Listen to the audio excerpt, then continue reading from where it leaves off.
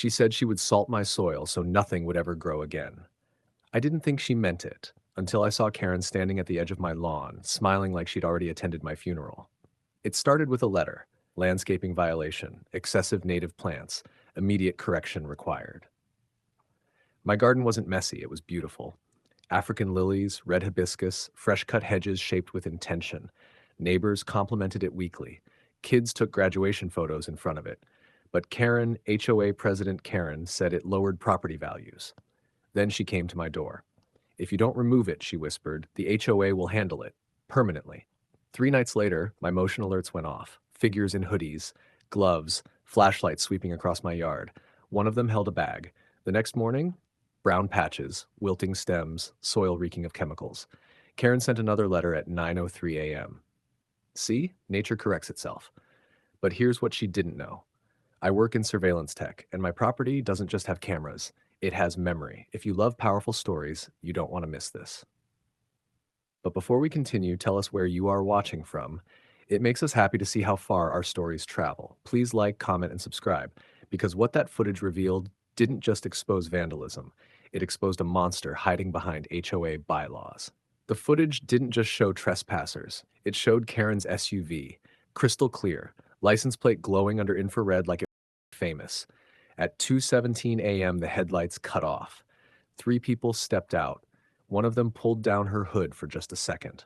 Long blonde hair, pearl earrings. Karen never goes anywhere without pearl earrings. She wasn't holding the chemicals, she was pointing, directing, like a general ordering an execution. But here's the part she never planned for. The bag they brought? Commercial grade soil sterilizer, illegal without a permit, traceable by batch number. And when I zoomed in frame by frame, I saw it, the HOA maintenance logo on the gloves. They didn't just vandalize my yard, they used HOA property to do it. By noon, Karen was already gossiping in the neighborhood group chat. Such a shame what happened to his landscaping. Maybe now he'll comply. She thought I would fold, apologize, replant something smaller. Instead, I invited the entire community to a garden restoration gathering that Saturday. Free food, music, open invitation. Karen showed up too, clipboard in hand, smug. She didn't know there was a projector set up behind the lemonade stand, and she definitely didn't know that half the board members were about to see themselves on a 12-foot outdoor screen. But the real twist, the footage wasn't the first time Karen had done this. Because when you work in surveillance tech, you don't just protect yourself, you archive patterns. And Karen had a history of gardens dying after disagreements. Saturday wasn't just about revenge, it was about exposure. By 6:42 p.m., the whole block was there. Kids with juice boxes, neighbors holding folding chairs, Karen, front row, legs crossed like she was judging a talent show. I tapped the mic. "Before we replant," I smiled, "let's appreciate how we got here." The projector flickered on. 2:17 a.m. Her SUV, gasps. Karen's smile stiffened. 2:19 a.m. Her stepping out, pearl earrings catching infrared light like twin spotlights of guilt. Someone behind her whispered, "No way." Then the zoom, HOA issued gloves, soil sterilizer bag, batch number clear enough to read from space. The murmurs turned into sharp, uncomfortable silence. But I wasn't finished. Slide 2. 3 other timestamps, 3 other houses, 3 other mysterious landscaping failures after HOA disputes. Different nights, same SUV, different victims, same pearl earrings. Karen stood up. "This is edited." I hit play again, this time with audio. Her voice. "Make sure nothing grows back." The words sliced through the speakers. One of the board members slowly removed his HOA badge. Another stepped backward like the grass itself had turned into lava. But the sweetest part? The chemical batch number I reported that morning. City Environmental Compliance had already opened an investigation. And guess who approved the HOA maintenance purchase order? Karen, her name, her signature, her authorization.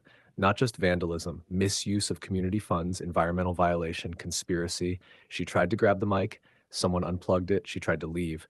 2 patrol cars turned onto the street, not for drama, for questions. And as officers approached, one little girl walked up to me holding a small hibiscus cutting. "Can we plant it again?" I knelt down. "Yes," I said. "This time it grows. Please like, comment, and subscribe." Karen didn't get arrested that night. That would have been too simple. Instead, she got something worse. Exposure. The investigation moved fast. The soil sterilizer was restricted use. The purchase had been signed under community maintenance emergency. There was no emergency, just ego.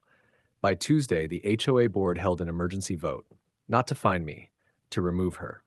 Unanimous. Even the members who once nodded at everything she said couldn't defend video footage, chemical violations, and 3 prior victims stepping forward. But here's the twist nobody expected. When the financial audit expanded, they discovered something uglier than dead gardens. Karen had been selectively enforcing rules, citing some neighbors, ignoring others. Patterns emerged. Subtle, targeted, ugly. The community meeting that followed wasn't angry, it was reflective. Black, white, young, retired. Everyone sitting in the same room realizing something uncomfortable. Power without accountability rots faster than plants. Karen resigned before fines escalated. Her house went up for sale 2 months later. The new HOA president, Mrs. Alvarez. Retired teacher, calm voice, zero tolerance for intimidation. As for my yard, we replanted everything, but bigger, brighter. We turned it into a shared garden space. Weekend picnics, graduation photos, kids learning how to plant cuttings. That little hibiscus, it's now taller than the fence Karen once threatened, and every spring when it blooms, neighbors laugh softly and say, "Nothing grows back, huh?" Some stories are about revenge. This one was about roots, and roots, when healthy, hold the whole community together. Please like, comment, and subscribe.